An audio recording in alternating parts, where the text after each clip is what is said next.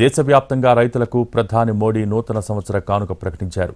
ప్రధానమంత్రి కిసాన్ సమ్మాన్ నిధి కింద అన్నదాతలకు అందిస్తున్న పెట్టుబడి సహాయాన్ని పెంచుతున్నట్టు తెలిపారు.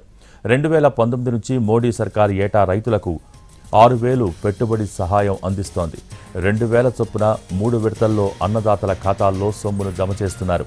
ఈ మొత్తాన్ని ఇప్పుడు 10,000కు పెంచుతున్నట్టు మోడీ తెలిపారు. రైతులను ఆర్థికంగా ఆదుకునేందుకు వారి ఖాతాల్లో నేరుగా 10,000 జమ చేయనున్నట్టు ప్రకటించారు. కిసాన్ నిధిని పెంచేందుకు కేంద్రం కసరత్తు చేస్తోందని, ఆర్థిక మంత్రి నిర్మల త్వరలో ప్రవేశపెట్టే 2025-26 బడ్జెట్లో ప్రకటన చేసే అవకాశాలున్నాయని ప్రచారం జరిగింది. అయితే దానికి ముందే ఆ మొత్తాన్ని 10,000కు పెంచుతున్నట్టు ప్రధాని వెల్లడించారు.